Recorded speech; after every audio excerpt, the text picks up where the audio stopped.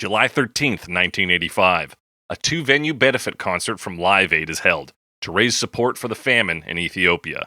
Live Aid, perhaps best known for the smash hit charity single Do They Know It's Christmas, and for being the inspiration for USA for Africa's We Are the World, pumped a lot of money into Ethiopian NGOs. However, there is debate as to the efficacy of their charitable efforts, with some claims suggesting that the money Ethiopia received went at least partially to the purchase of guns. What can't be debated is that the concert put a little extra gas in the tank for the Cars and the third single from their 1984 album, Heartbeat City, which experienced a resurgence after their Live Aid performance in Philadelphia. The track did incredibly well upon release, hitting number 3 on the Billboard Hot 100, number 1 on the Adult Contemporary chart, number 5 in the UK, number 3 in Ireland, number 4 in West Germany, and number 6 in Canada.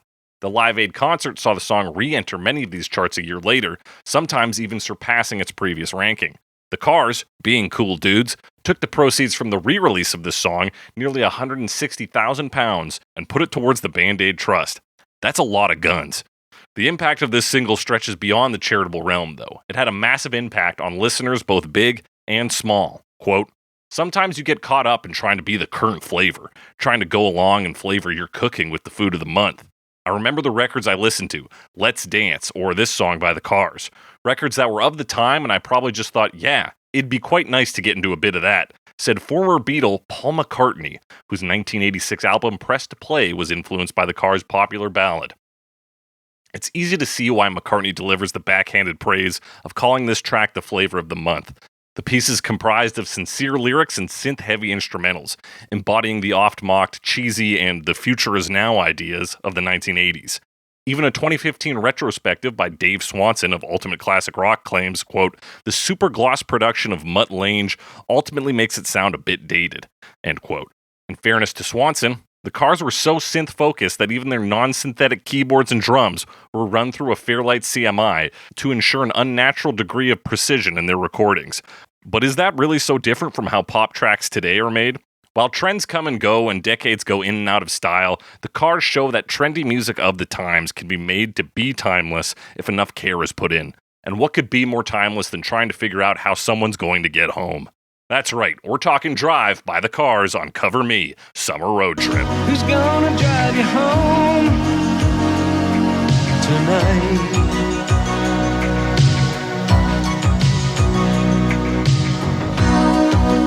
Who's gonna pick you up? That's right, it's Cover Me, Summer Road Trip, the only podcast that compares famous driving songs to their many cover versions to find out which ones aren't so great. I'm your host, as always, The Snake, joined by my screaming co-host, Alex Mildenberger. I didn't catch any of that as I was plugging my ears. That's a good move. That was a good move. That's a reference to the song today. It is a reference to the song today. That's song lyrics right there. That's song lyrics, folks. You're welcome. Yeah. Alex, how you doing? Hey, I'm doing pretty good. Minor issue with a window that I don't have anymore due to a very strong wind. Yes. But The forces it's of getting nature replaced. are making you live in the ghetto now. You have Yes. plywood over your doors. I have a boarded up and window. windows. But otherwise, things are relatively normal. That's fantastic to hear. Yeah. And it's still summertime. Does it get too hot in there? Do you have air conditioning in your apartment? No, we don't. We don't have air conditioning. It was rough last year, but we put some ceiling fans in. Ooh, yeah. Which it's not like a huge space, so you can pretty much be under the ceiling fan anywhere you need to be. Okay. We put 2 in. So yeah, the ceiling fans are enough, but I do have some neighbors putting in AC. AC. Good Yeah. for them.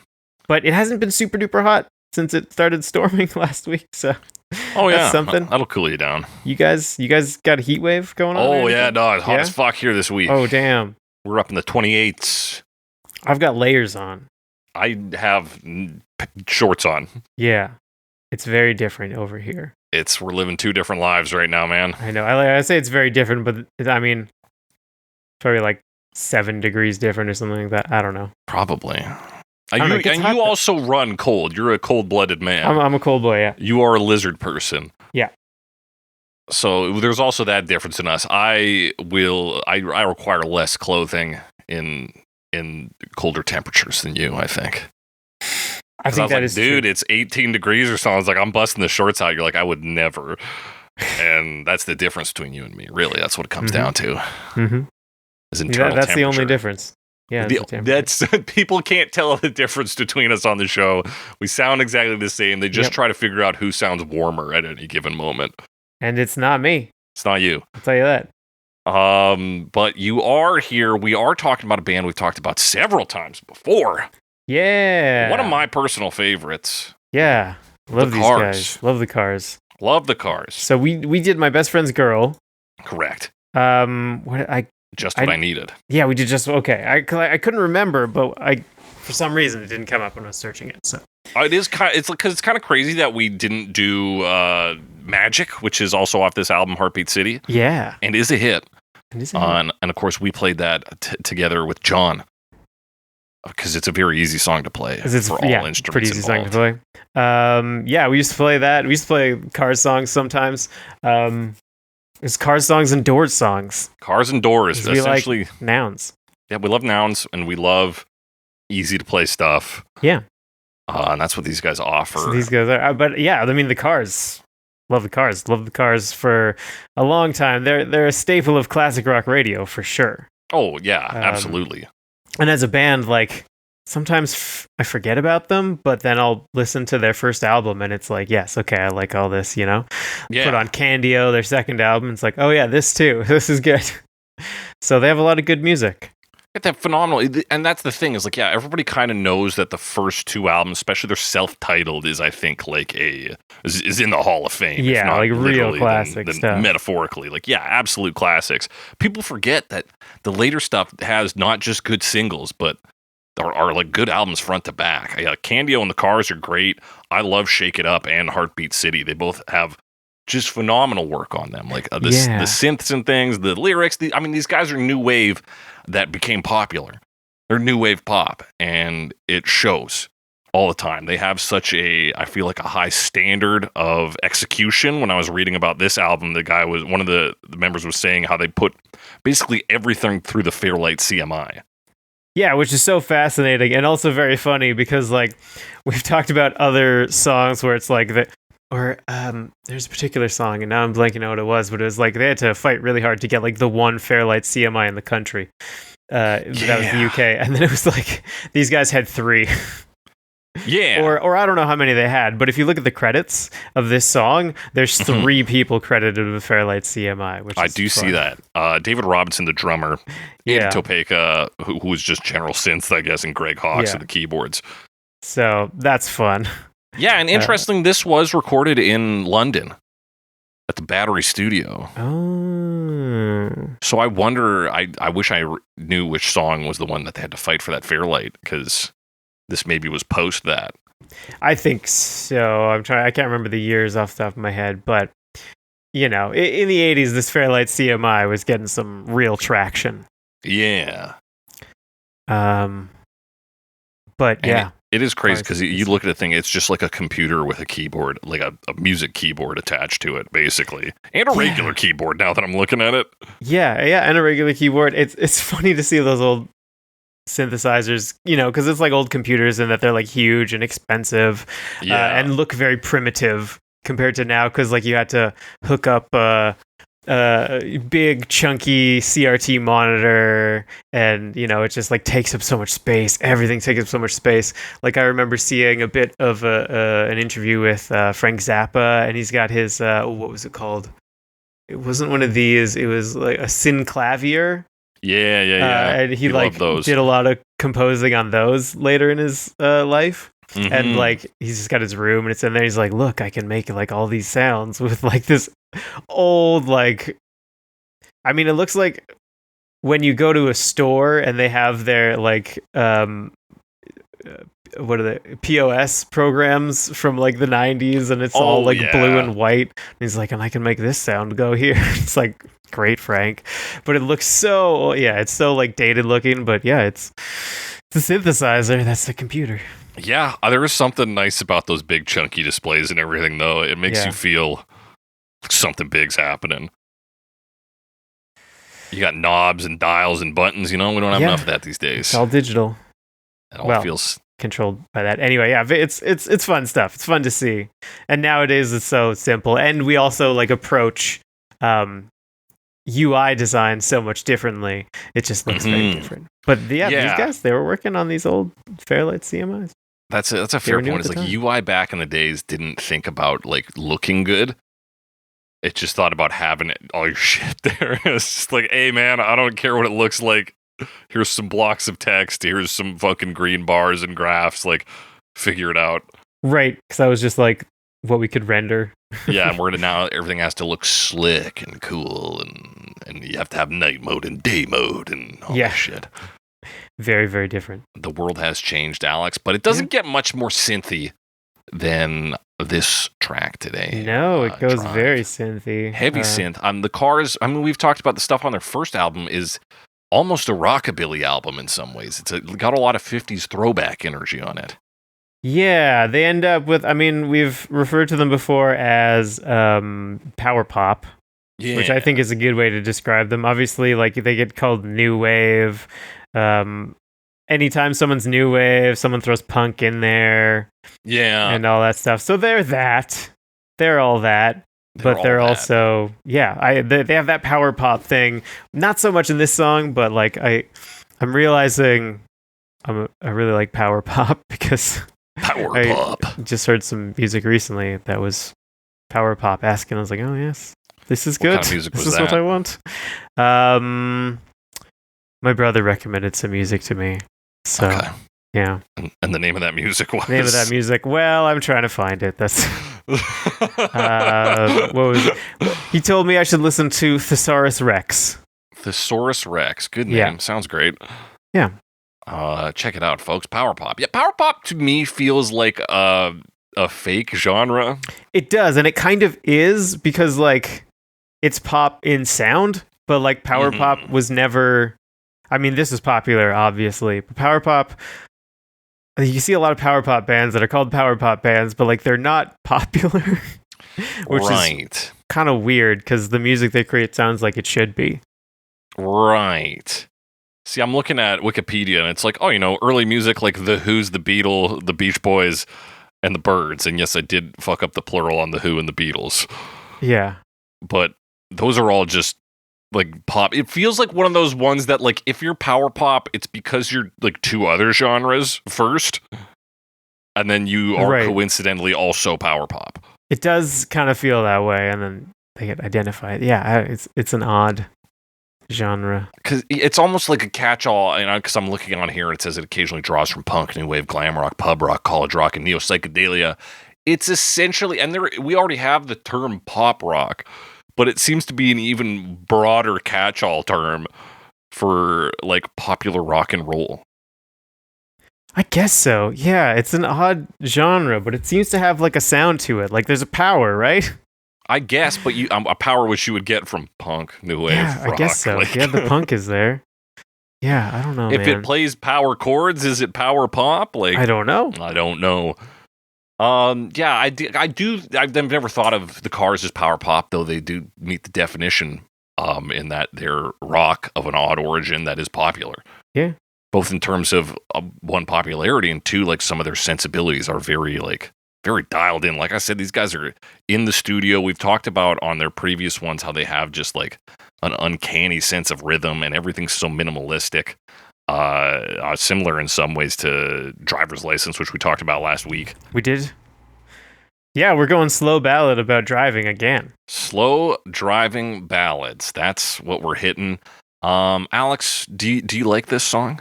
I do like this song. This song. The interesting thing about this song is it's another one that I think you introduced me to, because as much as I listened to the Cars, on the radio, because then that was what I did.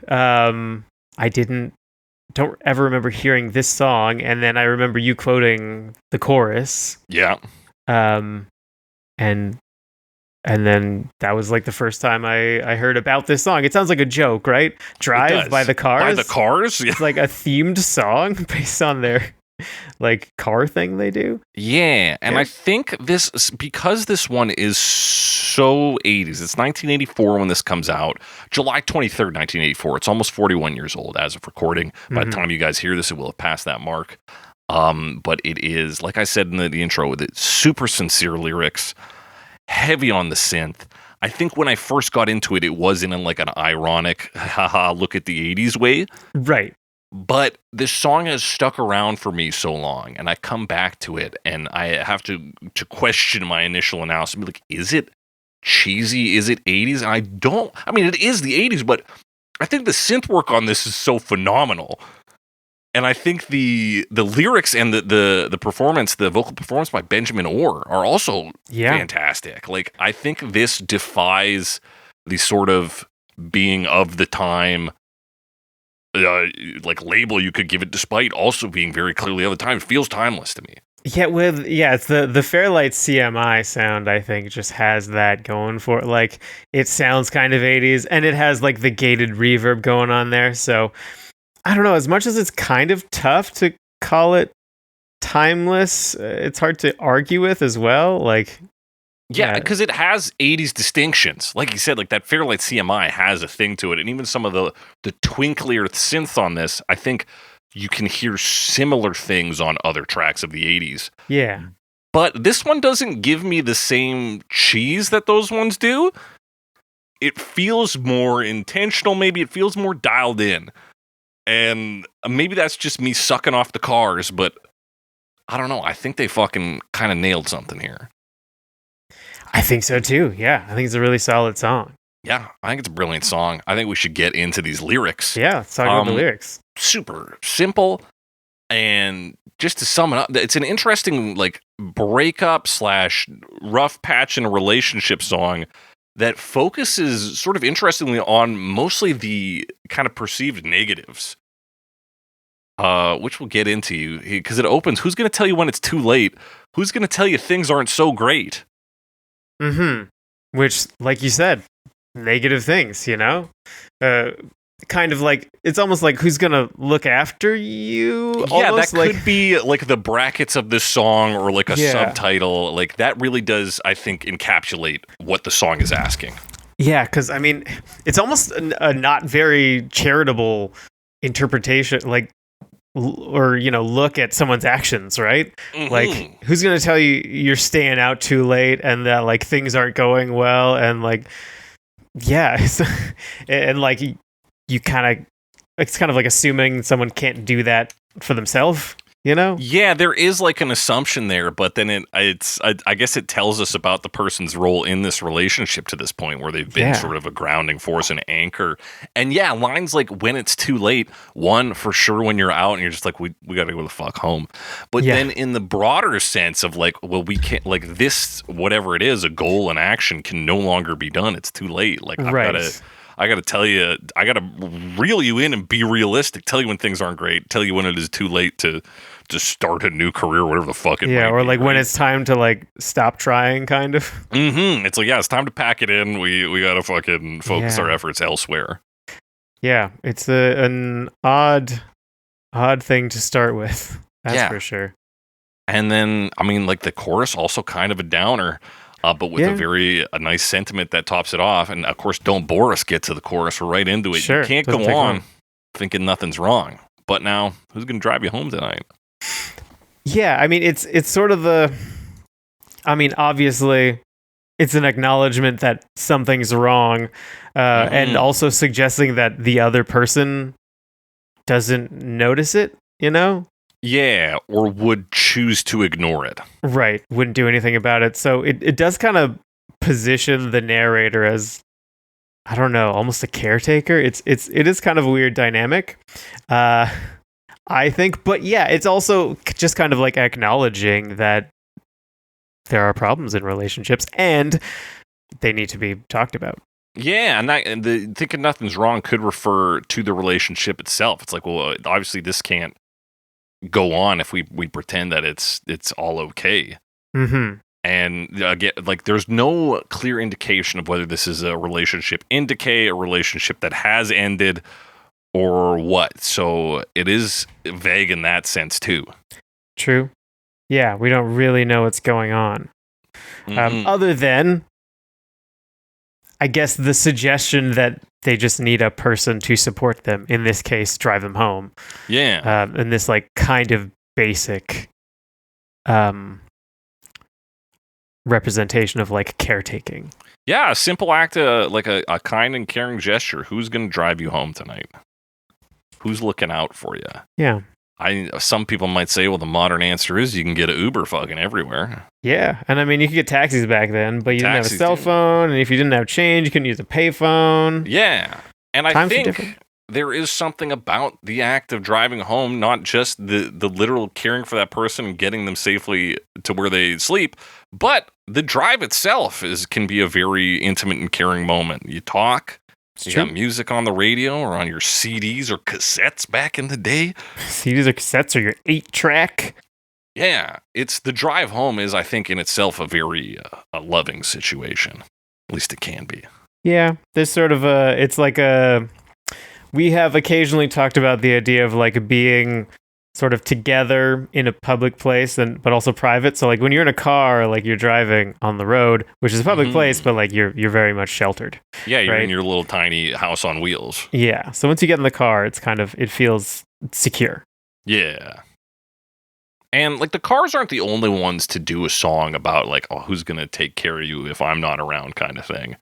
Though I'm struggling to bring an example to mind, but it's Sure. always there are songs, especially breakup ones, of like, well, fuck, you're either one, you're like you're not shit without me, or two, like I was doing so much for you and now you're gonna throw me aside. So like this idea of care beyond just being a caretaker, I think, is present in romantic relationships. Yeah, and I also think the song itself like comes across as caring more so Absolutely. than other potential interpretation, which is maybe a little less kind and more like you can't take care of yourself because I'm not here. Yeah, because you could rattle off these questions and have it come off sharp and be like, well, who's going to fucking do all this shit for you, huh? But Yeah, the delivery, musically and vocally especially, is so tender and caring.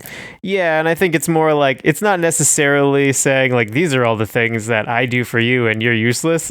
They're not, I don't think, suggesting that the other person wouldn't do those things, like wouldn't return the favor, kind of like wouldn't also feel that way. They're just saying these are the things I want to do for you because I care for you. I think Yeah. that's how it comes across. Oh, yeah, it anyway. comes across as like that, and like worry as truly like, is anybody else going to do this for you? Like, Right. Does anyone else care about you as much as I do? yeah.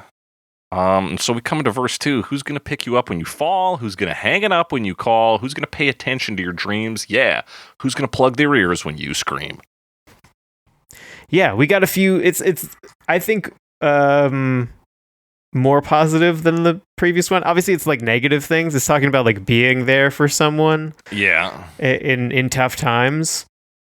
But also like kind of being in a fight. You know, like that first line, who's gonna help you when you have problems, right? Pick you up when Yeah. you fall. But also like then hang up on you. Like that's a pretty major. Yeah. I'm angry at you. This I'll is hang up the interesting phone. because I wonder if it's hanging up the phone, or is it simply who is going to like hang it up when you hang it up specifically versus hang up, which is hanging up a phone. Is that a different term? I think it might be. Okay. I've thought about it as hanging up the phone this whole Yeah. time, which, like you said, I do like the imagery of that, where especially that when you pair it with who's going to plug their ears with you when you scream, there is a bit of like, well, I'm not going to put up with everything. Like, Right. I'm going to hang up on you when you're calling and it's bullshit. But hang it up means to like quit it, right? To stop. So, just to stop it. Oh, so yeah. who's going to stop what they're doing when you call for them? Ah, I see. And listen to you. Yeah, which then follows into who's going to pay attention to your dreams, who's going to listen to you, who's going to, and also think about what your goals and aspirations are. Yes. And yeah, that's good. Obviously the dreams, that's like the most positive line. Possibly in the whole song, but definitely in this verse. I guess the other thing with the hanging up, I think that's also a good, like, who's gonna put everything aside to listen to you when you call. And then I guess another thing I was thinking of that I don't think would be in a song from the 80s, but might be more common nowadays. It's just the idea that like, yes, I'm going to listen to you when you talk to me, but I have, my limits, which I will also respect and like communicate that to you so that we can both approach this, properly, if that Right. makes sense. So you can be like, when I need to, I will say we have to stop and we can start it up again later kind of thing. And that does kind of play into the who's going to tell you when it's too late idea from the first verse. I guess so. And be like, we can't do this right now. Let's talk again tomorrow. Yeah. That kind of conversation. That classic like lover trope of like, no, you hang up. You hang up first. Yeah, you hang up first. So there's a bit of that in there too, maybe. It's a very flexible line. Yeah. And also, I'm also wondering on some of these things, because I don't think the common I don't like knowledge advice, I guess, would have been to behave in that way, even though it's something I've heard more recently. The idea of like, there's an old saying of like, never go to bed angry. Oh yeah. More recently, I've heard a counter to that of like, it's okay to go to bed angry if you like agree to talk about it later, because it's sometimes hard to sort out issues when you're both very tired. Yeah, sleep on it. Exactly, sleep on it and then like come back to it, and you might feel differently, or you might think of a different approach, that sort of thing. Yeah. I don't know if that would be expressed in, again, a song from 1984. Yeah. Just because that was in the past, and the past is all the same, Yeah, you can't. I've flattened it in my mind, so I don't know how it would have been. Past. I'm not sure. Yeah, good line though. And anyway, there's a lot potentially going on here, and yeah, I think who's going to pay attention to your dreams is pretty easy. Yeah, like we've talked about already. Who's going to plug their ears when you scream? That's fun, right? It plays to a sort of very common domestic situation, although maybe it's a. I mean, you could argue that screaming only happens in negative contexts. I think it happens in good times too. People scream in delight. Yeah. And who's gonna like be there when you are in this state, whatever it is? Yeah. And like is sticking with you, even though it's a bit uncomfortable, right? Yeah. Maybe because, I mean, in this case, they're plugging their ears. They're dealing with something that's maybe not 100%. Maybe they're not 100% on board with, but the other person needs to express in some way. Yeah, and it does play as almost a foil to who's going to pay attention to your dreams, because like I'll listen, but I will also close my ears when needed. Like they do play counter in that direction.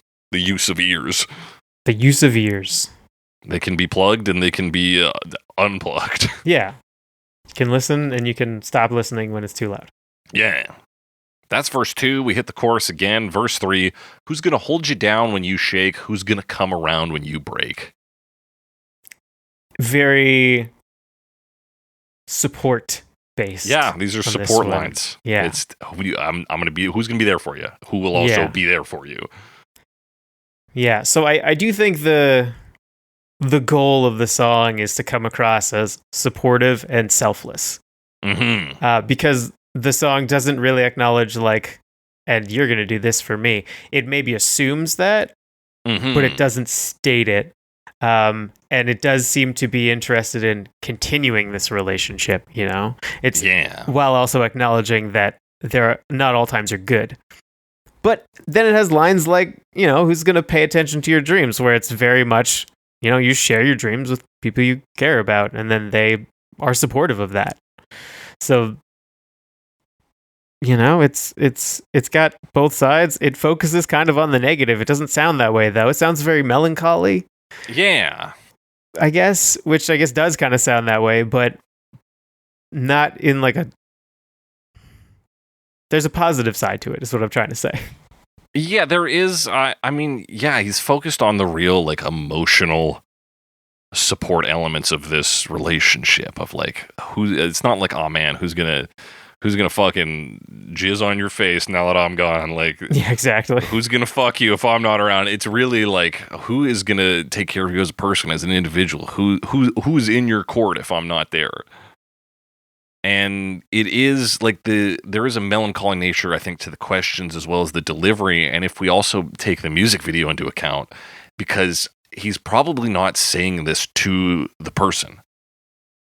They're probably not in the same room when this is going on. It is like a reflection in solitude of being like, who's going to do these things for this person? Yeah, it's almost, I mean, it's not directly, and we talked about like there's different ways you can look at like who's going to tell you when it's too late, but it almost seems like the vibe I get anyway. Like it's a person picking up the other person from a thing they're at, and like maybe they're asleep in the passenger seat or something, and just like thinking about the relationship. It's kind of that. It's introspective, I guess. Yeah. It doesn't have to happen in that situation, but it almost gives that vibe to me anyway. Right. This could be happening if we were to set it, and you could have set this up in a music video where he picks them up, they fall asleep in the backseat, and then he's just reminiscing on this while driving them home. Yes, which is not what happens in the music video, probably. No, for the best, certainly not. Yeah, probably for the best. Especially because who would Rick Ocasek get married to if the music video was different? You know, exactly. Who would his third marriage be with? Pardon me. Exactly. Yeah, he would have had to pick a different 17-year-old. Fairness to him, they didn't get married until she was an adult. Yeah, it was later, and I don't know. It was like 4 years later, 4 or 5 years later. So she was in her 20s. Yeah. And I don't know how quickly they got together after the video. This is just where they met. Yes, I don't know about all that stuff. That could have been our secret theme for this month. Is just dudes with 17-year-old girlfriends. 17-year-old girlfriends. That could just be the secret theme of our show, probably. Pretty much. I mean, Bruce Springsteen, David Bowie. Yeah. Which Mick one Jagger, of these boys was Mick Jagger? Pick a member of Led Zeppelin. Oh, probably pick a member of any of those other bands too. Oh, yeah. We're lower profile about it because they were Mick Jagger. But yeah. The guy who wrote My Sharona, Yep. Yeah. Forget his name. I forget his name. I forget the band. Is it the Knack? Sounds right. Feels right. But you know what sounds right is the instrumentation for this song, Alex. Oh yeah, instrumentation. I mean, we already talked about this. Lots of synth. Synth right off the bat. There's 3 major synths. Yes.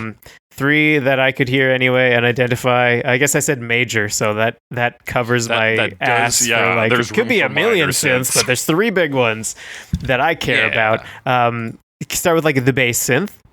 Yeah, which is bass. Yeah. Well, it's bassy. It could be a bass. Yeah, I think because Benjamin Orr is credited with bass guitar on this. I guess they ran everything through a Fairlight. And if they run everything CMI. through a Fairlight, then that because it does have. I would say it does have the quality of a sample. Bum, bum, bum.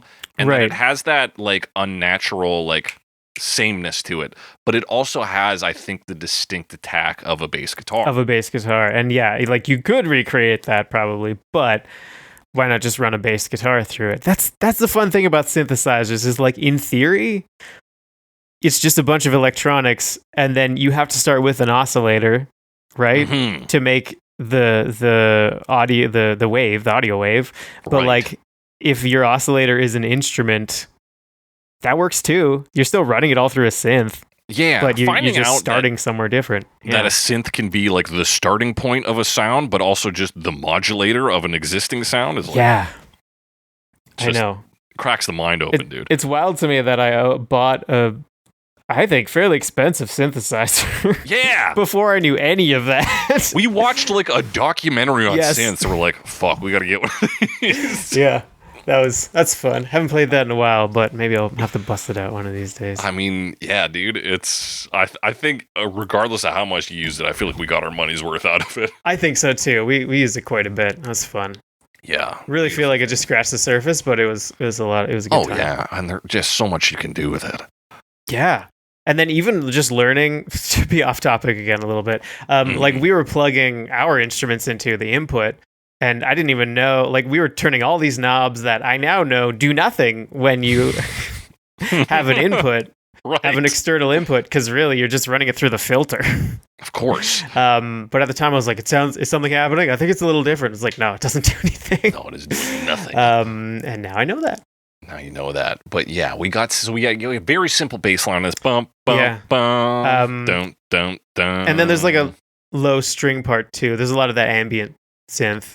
It's like a drone, ambient kind synth. You could call that one of the major synths. I'm not sure if that was in your initial evaluation of 3 major synths. Okay, good. Yeah, because that's filling so much space on this. And like you said, string based. And yeah, really just it gives us a bed to land on here. Yeah.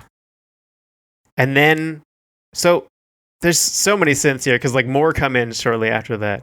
Yeah, and But I would there's say also- it's your big ambient synths on the left speaker at the start, and then there's sort of Yeah. a smaller one on the right that is kind of warping and changing. It's going, Yeah, it's like a higher, also ambient, but it's like playing around with the filter, yeah. which is playing around with filters is a lot of fun. I gotta A say, lot of fun. Yeah, when it's done right, you're like, fuck, Yeah. that's cool as hell. especially like it's slow. The song's slow. The filter thing is moving slowly, so like it all kind of works together.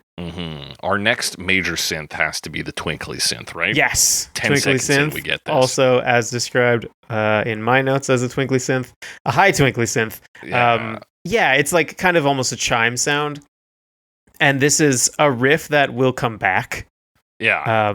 It's time. Like this thing, I think if you ask people what the song is, they would go, dun, dun, dun, dun, dun, dun, Yeah, it's dun, dun, dun, dun, and then dun. even like some of the versions we'll talk about make it more prominent, right? Because it's Mhm. you could call the main riff, but it plays like twice in the song. Yeah, but it has such a like presence. Yeah, it does, especially because it's there right off the bat. But yeah, it's wild to think it comes back again like one other time, and then the next time it might happen, it's something else. Like they do something different instead of this. So that's fun. Yeah, it is fun. So we've got that. Vocals come in. Benjamin Orr, the bassist, singing, not usually the singer. That's in the, I want to note a few more synths actually on the intro. Sure. Because there's so much. So there's that twinkly one. There's also like a low brassy one that comes in on the rhythm. And then so we get it plays, I think, at the same time as the bass, but it's a little bit behind it. So it's almost like we're triggering two synth sounds with the same thing. Maybe. Yeah, I can hear that. And it kind of like with a slower attack. So it's like synced, but it's a little slower. So it almost sounds like a bump, you know? Yeah, it's like a kind of like a slinky coming together in a part, right? Yeah. Kind Yeah, of. Kind of. I don't know why that, but you can like kind of feel the ass catching up with the start and then dragging and then coming back in. Yeah, exactly. Because you get the like low bon and then the wah from the like brassy synth. So Yeah. wah, wah, and it sounds like kind of two things. But I think you could trigger those, just feed the same trigger. Right, into and it just two has a different things. built-in sort of delay. Yeah. So interesting, and they all just like blend together in this really interesting way. It's just it's a really cool soundscape. It's not specifically ambient, I would say, like not like some stuff we've talked about. Yeah. It's just kind of a like good soundscape. That is, you could probably do something similar with like a symphony, but it obviously wouldn't sound like synthesizers. No. Anyway, it's a cool sound. I also want to note that the drums, there's like a really prominent like high cymbal, almost like castanet type sound. Sort of a modified hi-hat sound. Oh, yeah, that presumably. goes kind of pans between your left and right there. Yes, Yeah, exactly. Yeah. Yeah, Very and then of nice. course, gated reverb. I think on a like really like huge bass drum. Yeah, you can hear that bass drum. I think it's bass and not snare because it's lower, but I think sometimes get those mixed up. I do think it has that sensation. It's low, like the right? hit is so consistent too. Yeah. Which, of course, running through the Fairlight, but like I think it is a bass. Yeah. So yeah, you've got this rich and like you said, not quite ambient, almost driving in some way, especially like that brass one doing the bass rhythm. Like it's giving us a bit of that forward flow on this. It's a slow song, but it still has movement to it.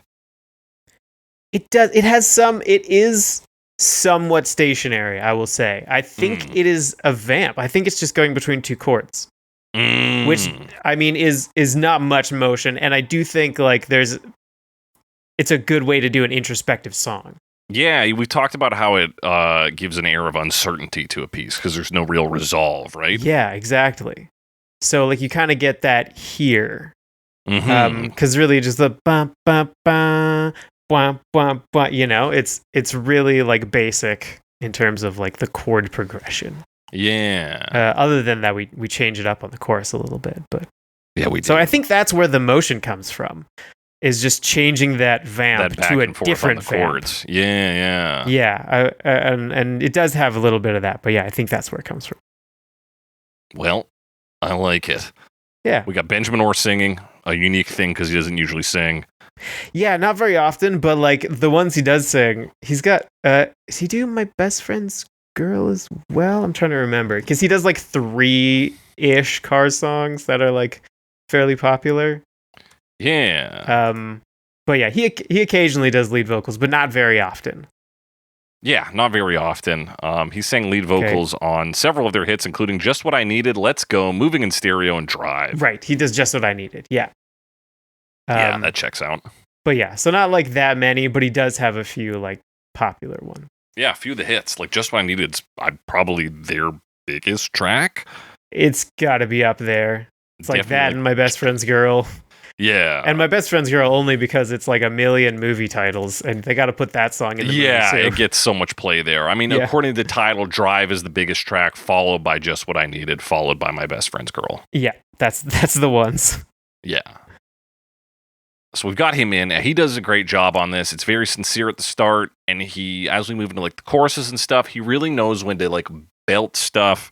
So we get like senses of these ruminations kind of changing and turning. We get intensity, we get quietness. There's good dynamics. Yeah. Yeah, he does a really good job of it. It's also interesting because the song is kind of very low key. And because of that, he gets to sing like in maybe a more comfortable place. So it feels like he's delivering it too comfortably, you know? He's not screaming. Yeah. Even, if he puts a little more into it, that happens. But it feels more conversational because of it, because of the register it's in, and because he can do this very comfortably. Yeah. It doesn't have a huge range either. No, I'm thinking the height of his range is probably what? Who's going to plug their ears? Who's going to plug their ears? Yeah. That's about as much as it goes. And like, it does have the dynamics, but like it's a little more subtle. And that makes it feel more direct. Mm-hmm. And yeah, it feels like the song was written for him, which it was, I guess. But like, it just feels very comfortable for him to sing. Yeah, and I think that comfortable range adds to that intimacy level, that sort of internal level. It plays well with the vamping we've just talked about. This is the thing with the Cars, man. Everything fucking slots together so perfectly. You're like, I don't know how this didn't just come out like that, you know? It seems like it was made before man. Exactly. It's always existed. It's just natural. The chorus, honestly, kind of the switch up to the chorus is just like louder. Loud. Yeah, well, it's new chords. I'm not sure if it counts as a key change because it's tough to tell when you're only using 2 chords, right? Right. Yeah. And I don't know what the chords are exactly, but they change. But yeah, it is louder. Otherwise, like the rhythm keeps going. It's still got like the bass. It's still got that wow, the brass kind of swell. Yeah, and we get yeah. It's like additions of like some synth drones or like some ambient synth that really like plays us in. We get like a cymbal hit and then a higher synth drone that kind of tells us we're moving into a new section as his vocal pattern changes. But you can't go on. He's moving into a more singing voice here. A little bit more, right? Like because we move up a bit, I guess, because the chords are different. The other thing that comes in on the chorus, also vocal related, there's either backup vocals or like a vocal synth. And we know everything went through a Fairlight CMI. So everything is kind of synth. But this could be samples of them going, but then like later in the song, not in this chorus, you hear them like do other stuff. So it could just be the vocal track fed through that. It does feel like it is approaching not quite the same level of insanity, but of I'm not in love. Yes, it's not like that. Vocal sampling. It has some of the same quality, but not to that full extent. Yeah, but definitely has a bit of that, like it's Oz, but it sounds like a vocal synth, and it's probably them doing it, and then adding effects. Yeah, and adding effects to it. But it's not like that where they like basically create a synthesizer out of a soundboard. Just based on them going like, Yeah, different levels. Insane. A crazy move to do still. Crazy. The vocals on this one, they're just in awe, and then on the later choruses, they're going to say, "Who's gonna drive you? Who's gonna drive you?" Exactly. And that's a great heightening. It's good. Yeah, absolutely. But that doesn't happen on this first chorus. This first chorus, I mean, it's a short chorus, right? Yeah. And it just like, it's the type of song, more of a refrain, like, right? You know, as soon as you get to the "Who's gonna drive you home tonight," that's like the title line, even though it's more than just the title line. Yeah, drive. Yeah, drive. That's where the drive part comes from, right? And then like that's it. The chorus is over, which I like that, where like the chorus is almost has a pre-chorus feeling to it because the chorus is just leading to that line.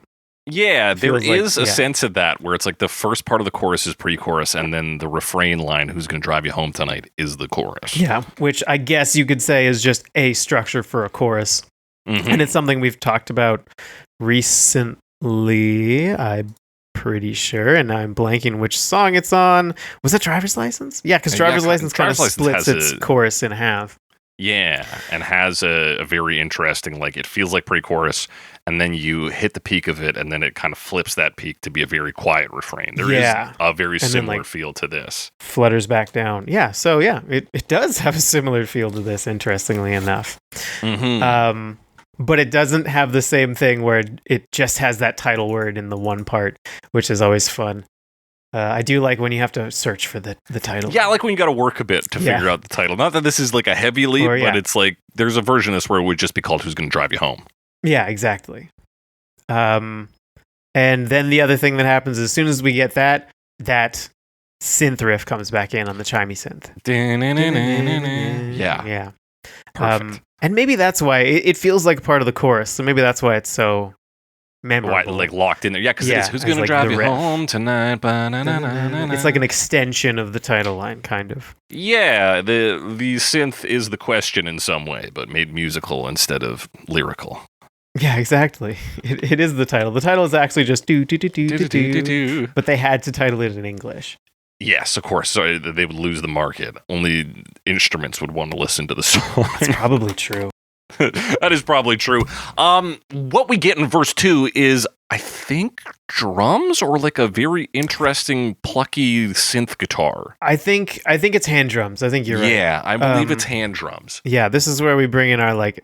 It's much more percussive now. You're kind of like, and I mean, the drums all flow so nicely. So we add this like djembe or bongo sound, whatever they would have had on hand in this studio in the UK.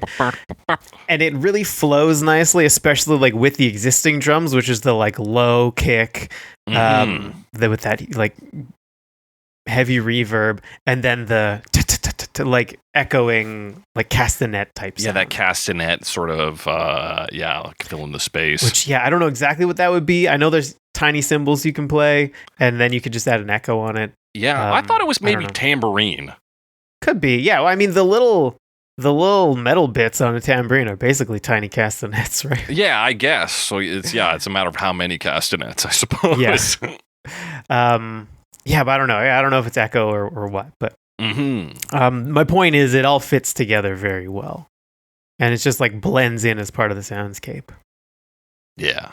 It feels good. It feels bigger than the first verse without destroying this tender space we've built. Yeah, it builds, but not like too much. Like there's a kind of glassy synth that comes in too, just a bit. Like it comes in around, you kind of first hear it around "Who's Gonna Pay Attention."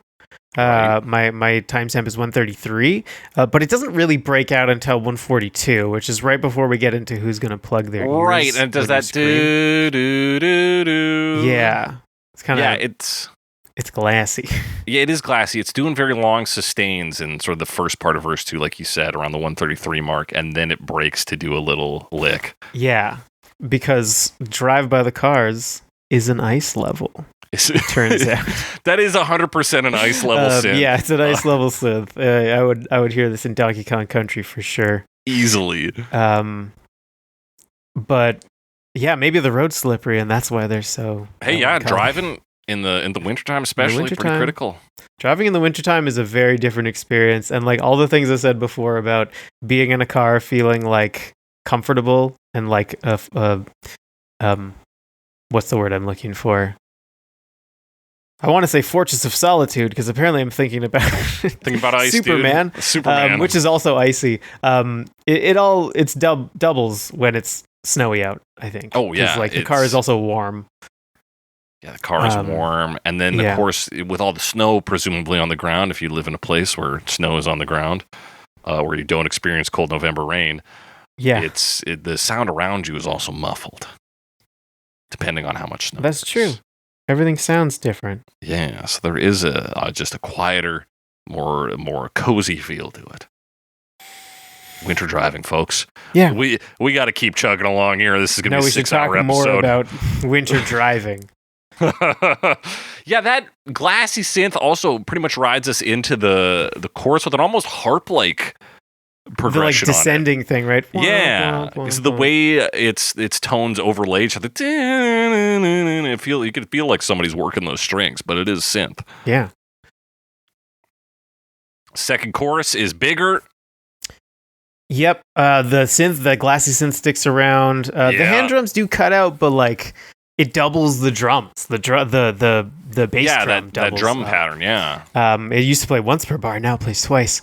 And then you get that backup vocal effect you mentioned earlier. Mm-hmm. Who's gonna drive? And then what must be the third major synth? This is the synth riff again, but not actually. This is where the synth riff would be. But it's actually doing something different, which is kind of solo almost, but like not quite.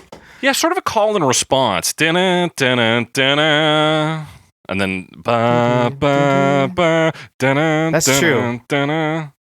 But you are right in that on the third or fourth repetition of it, it does go down instead of up. So like, is that a solo now? But yeah, you're right. It has that call and response because it's between that synth. It's the same twinkly synth, but it's just playing different stuff. And then the like vocal synth sound. Yeah, that again approaching the "I'm not in love" style vocals. Yeah, and then the one other thing here is you get that sort of like pop, like eighth notes chords, on like a flute synth. Yeah. It's all Fairlight CMI. It's all Fairlight, baby. All's Fairlight and love and drive by the cars and CMI.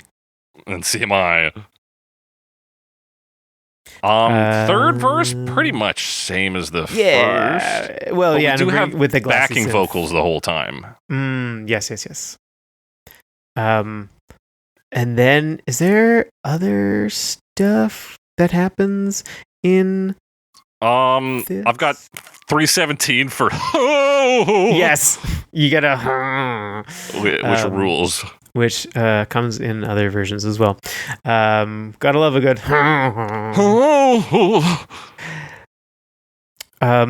But yeah, I mean, we play out on the higher solid riff. Drumming there too. We get a few rolls and stuff after 317. Like we're hitting the outro here essentially. And yeah, we ride that tinkly riff out with some sustain and fade at the end. Yeah, I guess that this is where we get like the most of that riff, and maybe why it's so iconic. It goes for about 20 seconds. Yeah, but that's it. That's the song. Yeah, what an absolute classic. Yeah, good time, man. Love it. Love to hear it. There is a music video directed by the actor Timothy Hutton. Yeah. Who got the gig because he lived next to Elliot Roberts, who was the manager of the Cars at the time. And he has the following quote. He says, "At the time, everybody was making videos. It was the height of MTV. When you made a record, you were also thinking about the video. I talked to Elliot about how much I liked that song, Drive, and I started describing all the different ways I thought they could go with it as far as the video. And he said, everything you're saying sounds really interesting. Would you be up for me passing that concept along to Rick Okasek? I said, sure. So he got back to me the next day and said, Rick and I think you should direct the video. We love your idea, your take on it. So that's how that happened. About a month later, I was in New York at the Astoria Studios over 2 days filming the video. Yeah. So that's how you get a gig sometimes. Yeah. And then, so Okasek and Hutton become friends, and that gets Okasek cast in the 1987 film Made in Heaven, which I have not seen, but I have not either, but there are babies on the cover. Yes. And to be clear, Paulina Porskova, who is the actress in this, who becomes Okasek's third wife, 19 at the time of filming Right, this. 19, not 17. Had the wrong odd Okasek's number. cleared of all charges. Cleared of all charges. Everything's fine. What about... I'm so sure that one of his 3 wives was a 17-year-old. I thought so, but point, well, they all were at some point. But, of course, time, naturally. I guess she was like young. I think he was in his 40s at this point too. So yeah, there's quite a gap. That's a massive gap. He was born in 44. Yeah, Which I looked up for this reason exactly. I'm so glad you did. Anyway, let's talk about this music video. Why don't we? Yeah, it's cool. It's visually interesting, and it shows things like are described in the song. Not exactly, it's not driving someone home. Mm-hmm. But we kind of get, I guess, overview: sad man in bar, sad woman in asylum, and also Rick Ocasek is mad at times, and then they don't meet up in the end. Yeah. I kind of read it because Benjamin Orr is the sad man in the bar. Yeah. And then Okasek, I still don't know which one's the real one. I don't know, man. Is in with Paulina, who is I'm presuming to be Orr's ex-girlfriend in this scenario, and then now in a relationship with Okasek that is not going well. Oh, that's the implication. I guess that makes sense. There's definitely there's like a bit where she's drawing on the wall, so it's definitely like, is she in like a sanitarium or something? But there's not really anything else that implies that, other than like the bit where she's laughing and crying like back and forth. But I think that is just like, oh, she's sad and sometimes, but also happy sometimes. And I don't think they'd give you any tool like that to draw on the walls in an asylum. No, probably not. She is wearing white though. Yeah. But we actually open in black and white, so that we know it's sad as fuck. Of course. We're in this abandoned bar, which we'll later see populated by like mannequins, essentially. Yeah. Which I think speaks to this idea of like, well, who else is there? Everybody else is a fucking faker, right? Man. World of sheeple. Everyone's a robot. Well, sheeple. None of these people are real like me. Real. Everybody's a robot.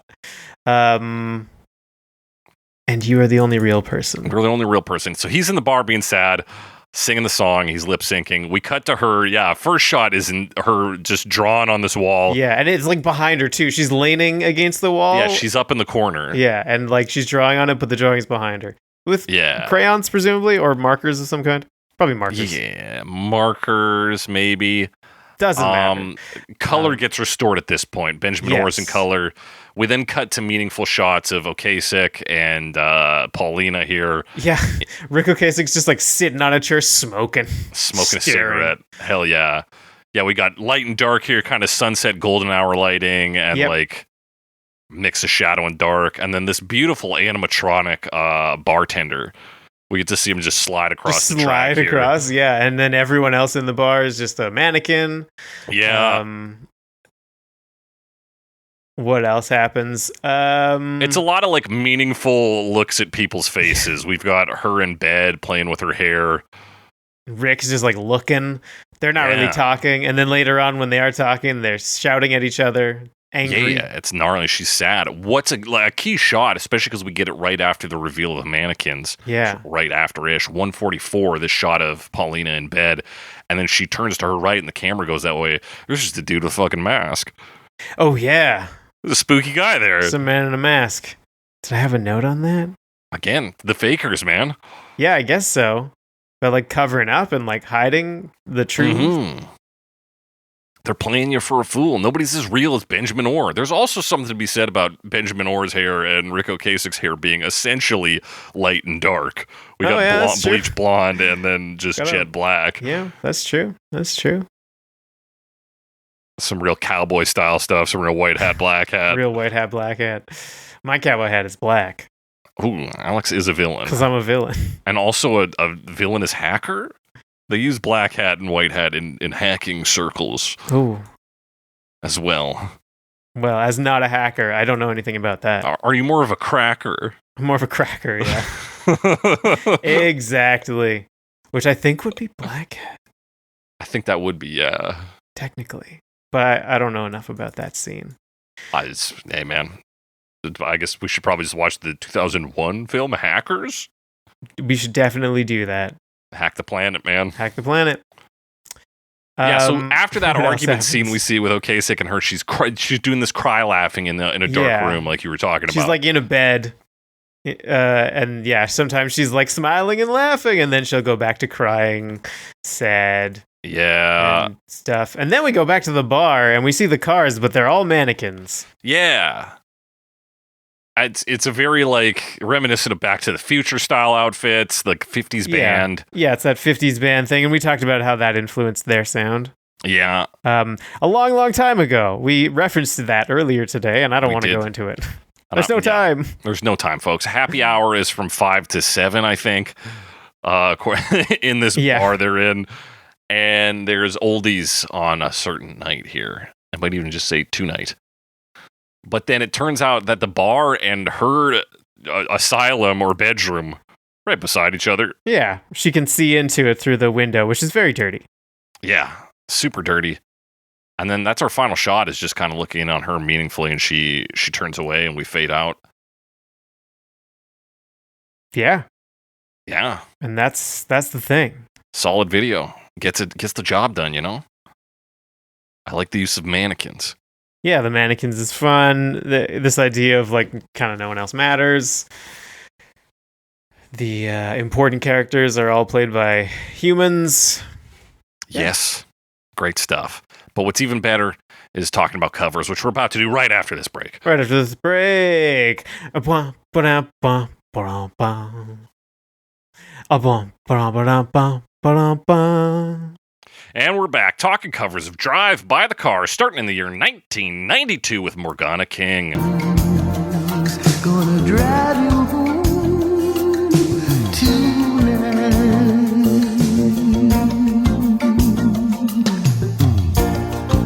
Who's gonna pick you up? Yeah, an American jazz singer. Yes. From New York City. She's in 2 Godfather movies. Yes. The first Mama 2. Corleone. And jazz, baby. It's jazz, baby. Hey, this song moves pretty smoothly into jazz. Yeah, it really does. I mean, this is not like the jazziest jazz of all jazz, but No, that's nice. I think it's got, because like that thing that is doing the Yeah. That's synth, right? Yeah, well, it could be a guitar. It could be. It could be synth. We got that, and we've got like drumming in the style of somebody clicking their mouth. Oh. Yeah, it does have that clicky sound to it. I guess that's the thing, is like actual modern jazz Mm-hmm. can sound like whatever, right? Because like it's modern music and they can use synthesizers and stuff. Yeah. It's just and it is about oftentimes the notes you don't play. So. It is about the notes you don't play, of course, with your mouth specifically. But we often think, oh, jazz is the sound of like jazz, which I guess would now be kind of more throwback jazz, you know, like Yeah. older style jazz. Which is also Often, valid yeah. jazz, don't get me wrong, but like there's more to it. So I hear this, even though this is in the 90s, and I'm like, is this jazz? But like it is jazz. It just like doesn't have the sound of jazz to my mind. Notably, Yeah, it's not like. notably a person who's not specifically a jazz fan. But we talk about jazz on the show, and there was plenty of jazz cover acts, and this doesn't do the things they do. I think when we talk about jazz musicians on the show, unfortunately, we get a lot of just kind of like genre cover artists. Yeah. Who are just like, well, these are the classic jazz denotations. Like these are the things that tells the dumbest listener, you and I, that this is jazz, and so Right. that's what we get fed. And so when we hear something like this, we're like, I guess it is jazz, but it doesn't read that way immediately because it's not doing all this. It's not like a fucking walking bass line on this, on a big stand-up bass with like some finger snaps and light cymbal drumming, right? Like all that stuff. Yeah, exactly. But it does have some other cool stuff. It's got that nice low bass. And then, like you were saying, the thing that I thought might be guitar, but there's like a guitar lick and then that like arpeggio thing. And then the piano is pretty regular, but it's very like light and ephemeral. And I think this version has a lot of that. Like it feels very diffuse. Yes. So it's like a really cool, kind of like bright and shiny approach to the song. Yeah, we leave a lot of room using this lightness for her very, very light touch on the vocals. Yeah, which I mean, we've talked about the sort of the jazz vocals, which often like have this way of like holding back noticeably, and she definitely does that. But also like they're very gentle overall, and like they do sound very close mic. They're amplified, and there's like a ton of echo. But it's an interesting sound for vocals that I can't think of another example of. So like, because it has this like almost 80s synth sheen to it. Yeah. In like a jazz track, which is interesting.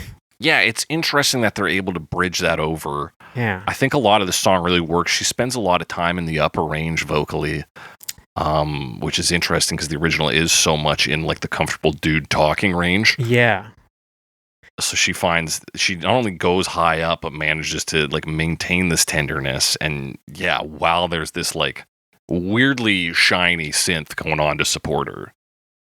Yeah, quite shiny. But yeah, it has a light fluffiness to it, kind of.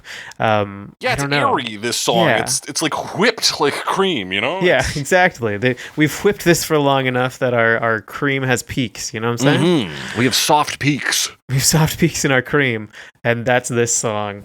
And it's quite nice. Are there other stuff? I mean, there's more ambient synth and like guitar riff on the chorus, and they have like a fluty synth that plays. Yeah, that fluty synth goes kind of wild. Yeah. Especially after everything else that's in here. It sort of references the original because it comes in like where we had that not quite solo on the original. Yeah, that call and response-ish section, that bridge, whatever you want to call it. Yeah. But yeah, very cool sound on that. I like this one. It has this like, it just reminds me of a lot of that like kind of soft focus 80s pop, but in like this jazzier track. That is maybe a little dated in that way, but I don't know enough about jazz to say that for certain. Yeah. But a very amusing sound. It's a very music sound, my dude. Amusing, not music. Absolute music. This is music. I can confirm this is music. Yeah, I thought this one was really solid. Which I don't usually say about jazz covers. We of course avoid a lot of the cliches, like we've said, and a lot of the pitfalls, which is like, let's do a fucking 3-minute solo that has fucking nothing to do with the original context. Yeah, doesn't have that, which is nice. Yeah, it does have that sort of trademark, like you said, this late 80s to early 90s soft pop tone to it, with a jazz sensibility. Yeah, it landed pretty nicely for me. I thought this version was pretty good. Yeah. We're going to come into another sort of soft-ish version in the year 1998. It's the Paradise Motel. Who's gonna drive you home tonight?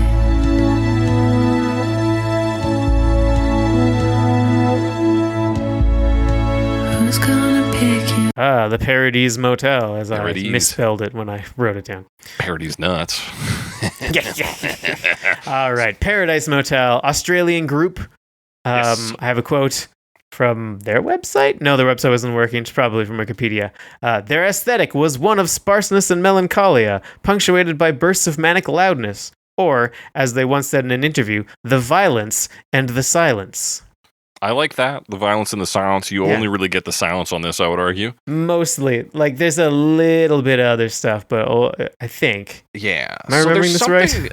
There's something in this version that I didn't really think about, but that could have been present in the original song, especially because this song was used for charitable purposes after its initial creation. The line, "Who's going to drive you home tonight?" You could have easily had a drunk driving ad for these.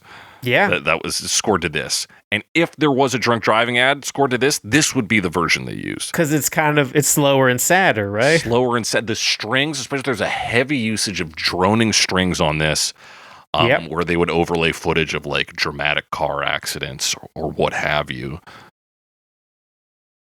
And so that's what this version feels like to me.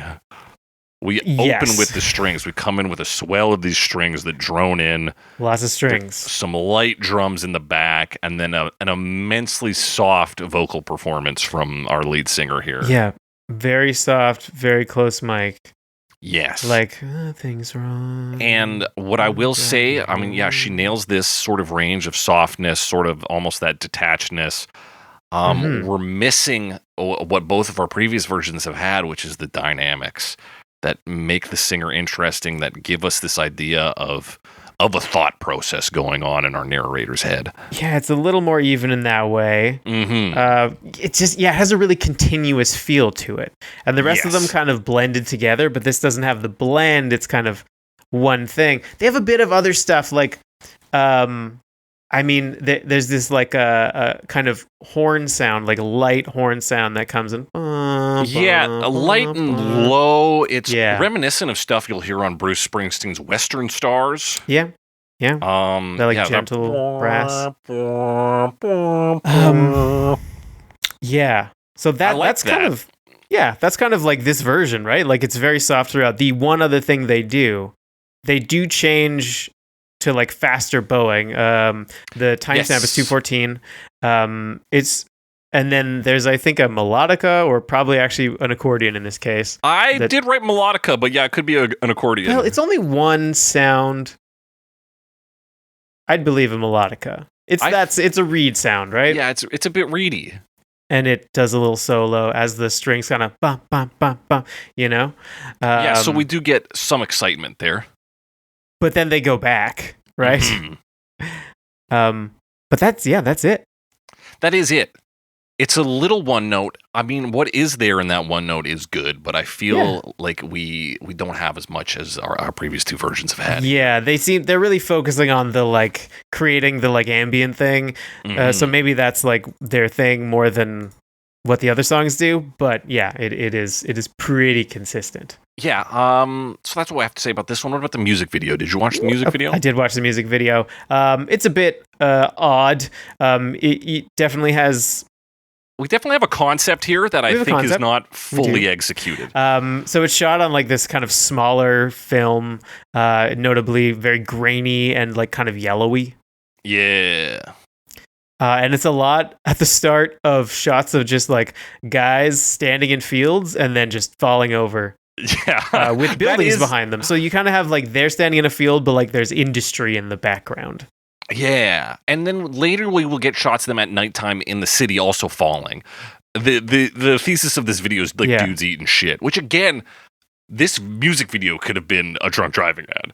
Yeah, because people are falling over and it's like, these are all the people she knew who died in a drunk driving accident and then or something. She gets out of a car at the end and then does the fall as well. That's kind of like the final twist, Yeah, I mean... So what I was thinking, I was like, is this video like an extended visual metaphor for the slang term body count? Like, or not really. Like, are these past relationships of hers that like ended, basically? Not actually the thing I said, but kind of, because they die.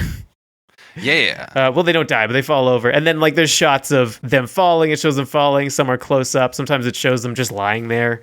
Yeah. Yeah, I don't know. A lot of the times it's through the lens of, like, a pair of glasses. Yeah, they'll hold a pair of glasses in front of the camera lens. So there's just, like, a thick ring around the image, which is kind of interesting.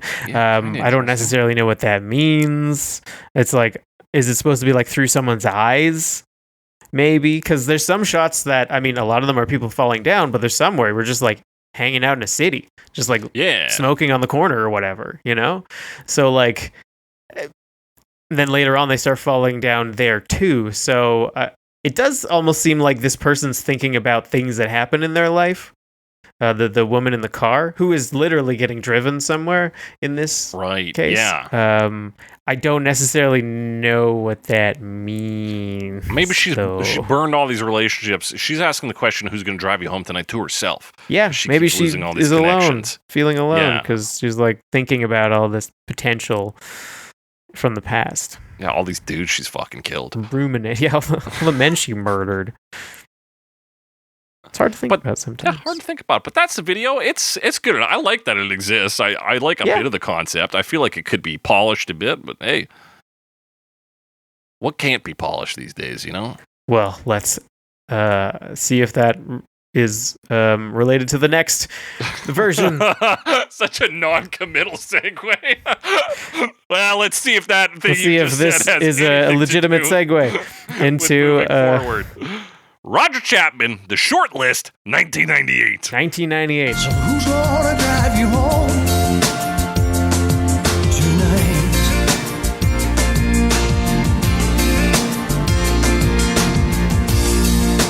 Who's gonna pick you up? Roger Chapman. Chapo, as they call him. Chapo, as they apparently call him. A rock vocalist who, like, I was trying to figure out if I recognized him. I don't really. He's from the band The Family, yeah. which is, I guess, a prog rock band, which I have not spent time with. I think I have heard of them. I definitely have heard the name, but I might be thinking of Sly and the Family Stone. And the Family Stone, yeah. Or any family band. But this is The Family. Apparently, Ian Anderson likes them. Ian Anderson of Jethro Tull. And apparently, they were good live. Apparently, this guy's really interesting to watch live. And this is his solo work covering Drive by the Cars. So his band is called The Shortlist when he's doing solo work. Interesting that he's a rock guy, because this is very much like pop country by a British band. It's a very like smooth pop sound, like adult contemporary adjacent. But it's also It's also a prog rock star in 1998, so it's not that unexpected. Yeah, and I mean, you look at the album cover; he's wearing a cowboy hat. He is wearing a cowboy hat. So it's got country stuff going on, right? Like there's a slide guitar. Yeah, like that main riff. Yeah, or slidey. Or a synth that sounds like a slide guitar. Yeah, I was undecided on which of the two it was. Because it's like, you know, so it's like it's the riff from the original, but like we slide now, and it does have a synthetic feel to it. It does. Would you say this guy's got a bit of a Joe Cocker vibe to him?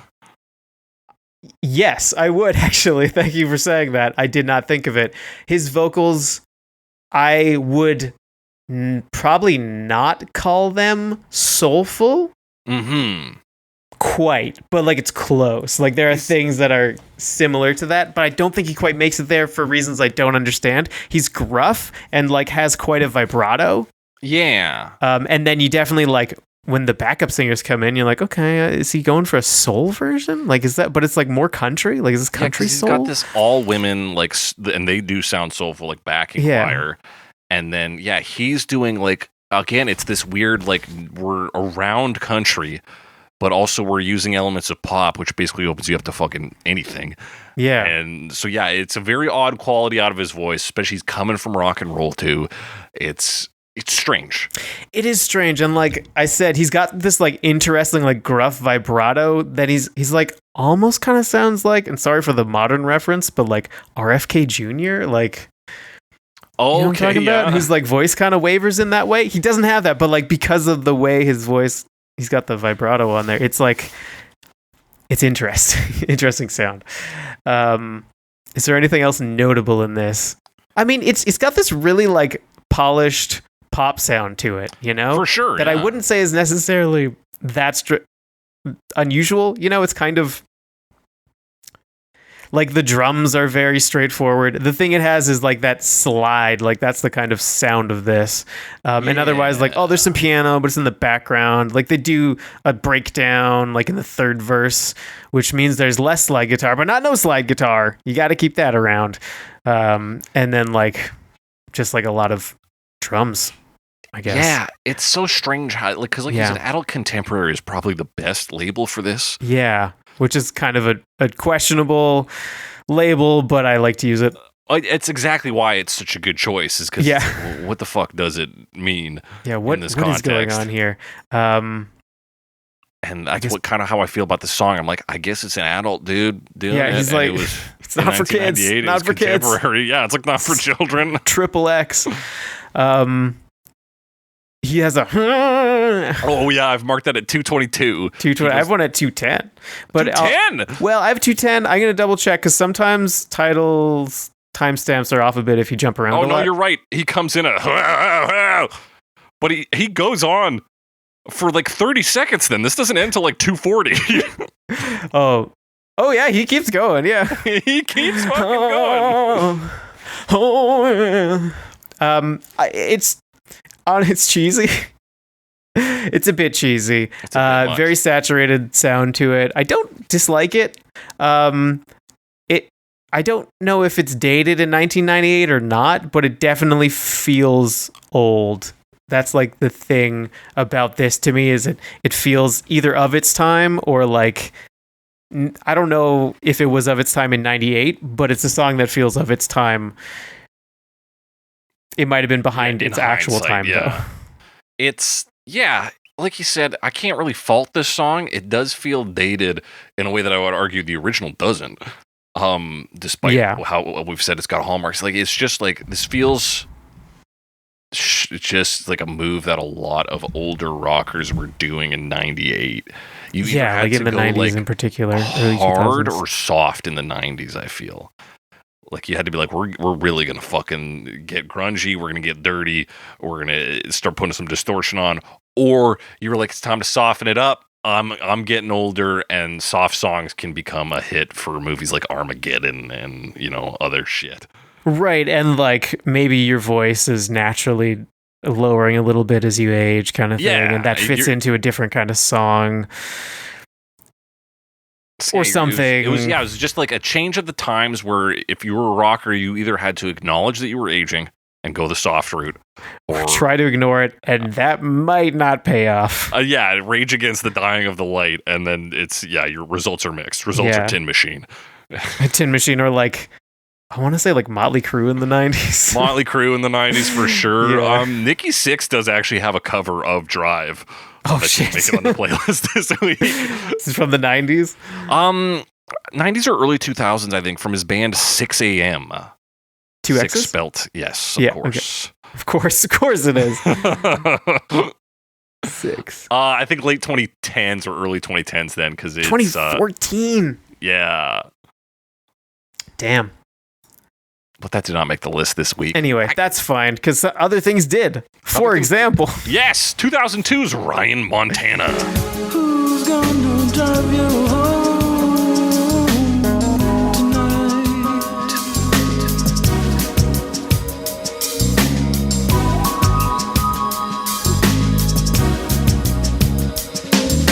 Ryan Montana. I couldn't find much about this person. I couldn't find shit on this guy. I looked in Spotify, and it's like they have this album, they have 3 listeners, and maybe a second album according to Discogs? Yeah, no, maybe. AllMusic. They might have another album called Electric Picture Show, but it doesn't seem to be on Spotify, on streaming. Anyway, this is an artist that I don't know anything about, other than there seem to be some like modern influencers. One's named Ryan and one's named Montana. Okay. And they're affiliated. This guy seems to be like, I would guess, if I'm guessing here, 2002, so probably not even a modern producer / R&B artist? R&B, eh? There's a bit musically on this. There's R&B. The drums, the really smoothness of like that E-piano on here. Yeah, it's got the electric piano sound. Yeah, so that's there for sure. Yeah, R&B, not the kind that Van Morrison was asking the Mr. DJ for. No, definitely not. But the more like 90s to 2000s style. Yeah, this version, and I this one is on here for the instrumentals. I think they're kind of interesting. We got like a real moody bass on this too. Yeah. Yeah. It's sparse guitar on here. There's a lot of like cool going on in this song. because of the way the drums are like pretty smooth. Yes. And then that bass, which is like high up and does the like He's doing some slides and stuff. You've got that synth riff broken down onto that E piano, which is almost Mario at that point. Yeah, true. And there's a little bit of Riders on the Storm with the like, you know, that kind of like, and then it just fades out. Even though the song does not feel like Riders on the Storm. No, not at all. But yeah, that's the tone that piano gives off. Yeah.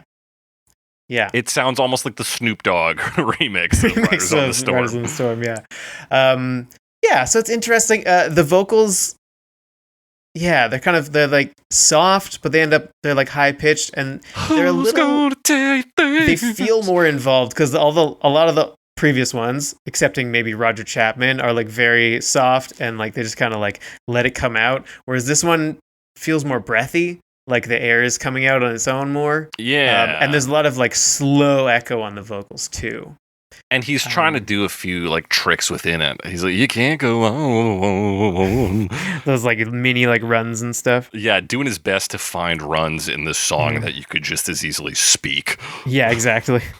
Just don't even sing it, man. Like, relax, dude. But also, does this one feel like kind of like under the surface to you, like a little sneaky? Yeah, it feels like it's nighttime for sure. Like, there is an element of, and yeah, something like a noir or mystery about it. Like, it's very odd. Yeah, it's like mysterious. I do think this one is like, it's got a cool sound to it. It's quite different from the other ones. If one of the things of the original, like one of the key elements of it is cool sounds, which it is. Yeah. Like, Montana is bringing us some of that in a new light. Yeah. So, it's a neat version. It's an odd version, but like, it's got a different sound to it from the other ones. It also does kind of sound like Ryan Montana is kind of sneaking up behind you. Yeah, he is like at your house party, at your office or something. He's wearing all black, and he is, hitting all the classic sneak poses.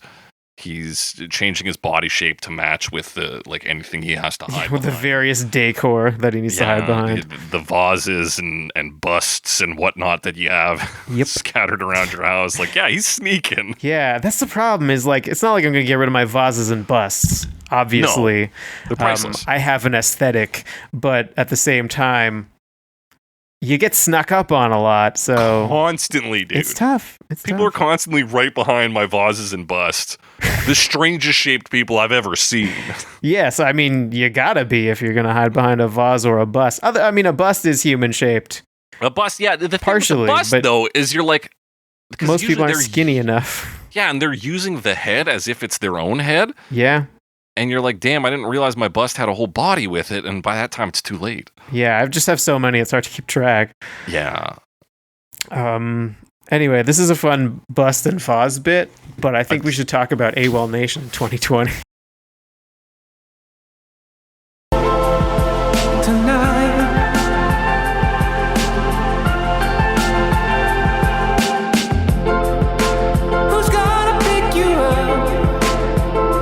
Great segue. AWOLNATION, a band, sort of just a man, though.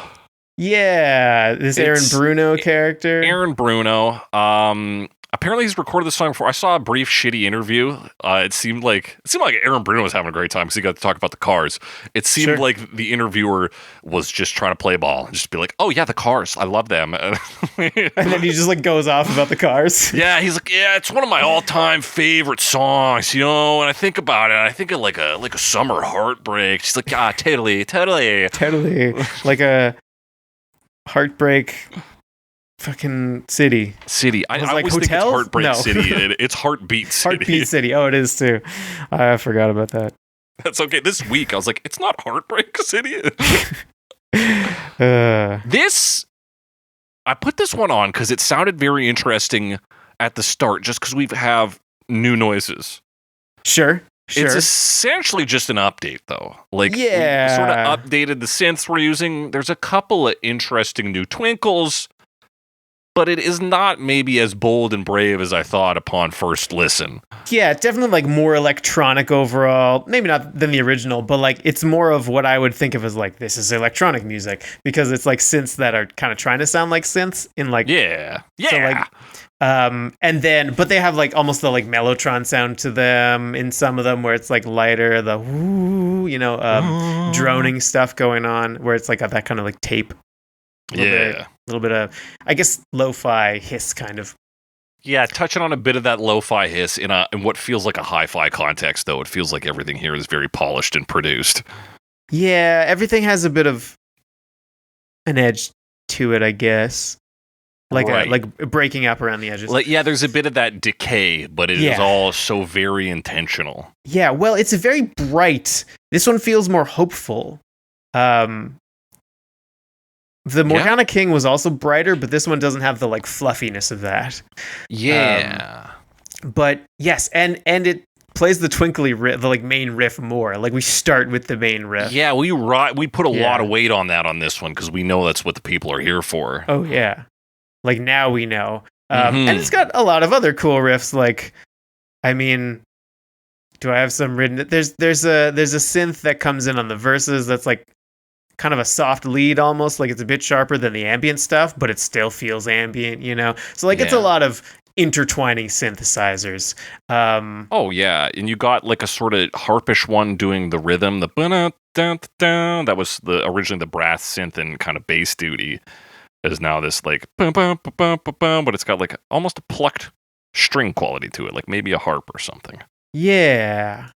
Like on the verses? Yes. I just called it a piano, I'll be honest with you. Oh, yeah, it could just be a piano. But like it's very echoey. Everything has that quality to it in this one.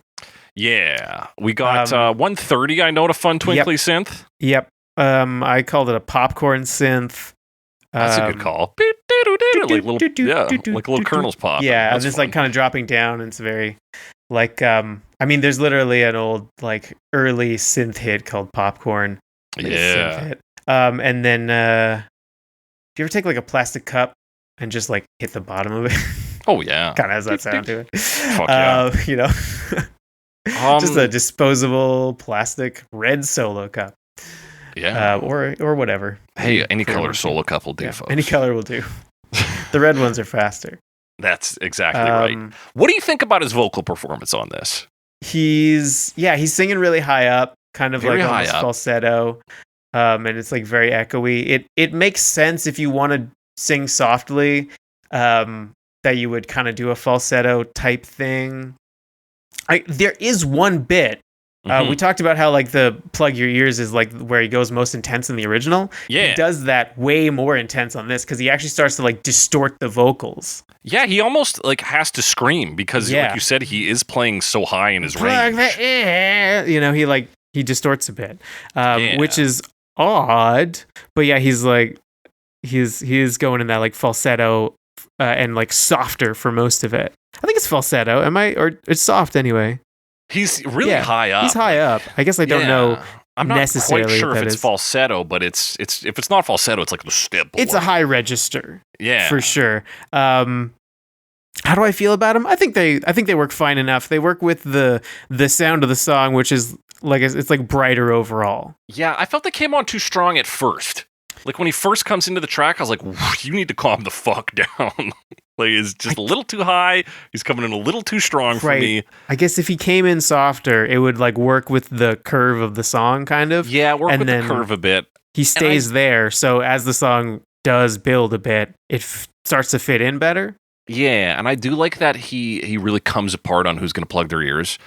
Yeah, I would almost like to see more of that dynamic, but I do think he, like you kind of said, the instruments come up to meet him. He kind of settles into the range a bit. I found they were better as they went on. And I also think, I mean, just to address what you said in passing right there, that like it maybe a little more of that would work. It's a song that could acknowledge that the lead is struggling, right? Like he's offering up to do some like difficult things. Yeah. So the narrator could be having a tough time. Like, it could be doing something he wants to do for someone he loves and still be having a tough time. And none of the versions really acknowledge that, other than this one kind of does a little bit there. And that's... Yeah, you get a glimpse into that, maybe. So maybe if... It would be kind of neat if there was a bit more of that. But that's a cool angle to approach the song. Yeah, the shakiness of our narrator, who in every other version comes off as being a fairly grounded, a thoughtful person. Yeah, he's like a rock in this song, Like, that's kind of the role of the narrator. Even if maybe there's another half to the story of the other person is kind of doing the same thing from their perspective. But certainly it would be interesting to see the facade fall away a little bit. Yeah, which it kind of does here. This guy is also a little... He needs help, too. He's not fully stable. Like, yeah, there's room to explore there, too. Yeah. Any other hot moments or takes on this? Not really. It's another decent version. I gotta say, I did really enjoy listening to like a bunch of subtly distinct versions, because they're not like hugely different. But they were cool approaches in various ways, so that's fun. Yeah. Well, let's talk about our last cool approach in a different way in 2021. It's Bleachers. Bleachers.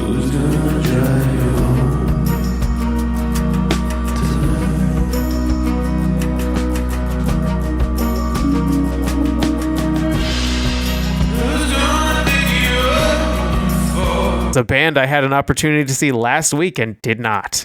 Yeah, Bleachers, a band I have mixed feelings about, and it all came clear to me this week because I didn't realize it's why led that would by be. Yeah. Jack Antonoff. Neither did I. I had heard of them and heard some of their songs and thought they were pretty decent. But yeah, it's largely formed and fronted by Jack Antonoff, who I didn't know was a member of Fun either. I didn't know that either. I've learned so much this week about Jack Antonoff. Yeah, I think he's come up because we've talked about Taylor Swift. We've talked about Kendrick Lamar and Lorde. Yes. He's also worked with Lana Del Rey, St. Vincent, Pink. This dude is pop sound. He has worked a ton on pop music for a ton of different artists. Oh, and Sabrina Carpenter. I missed that one. Yes, Sabrina Carpenter. He co-wrote Please, Please, Please. Yes. Which is a big hit from last year, or was a big hit last year for sure. He was producer of the year from 2022 to 2024 at the Grammys. Yeah. Only recently dethroned by the man we talked about last week, the producer of Driver's License, Daniel Nigro. Yeah. So that's quite a resume. And this is his like rock band. Yeah, this is his rock band, which is very Bruce Springsteen inspired. Yep. This is recorded at Electric Lady Studio. I thought it was going to be like studio live. I don't think it is quite that. No, doesn't seem to be. Because there's like a lot of looping and things that go on in here, but I imagine they were all in the studio together.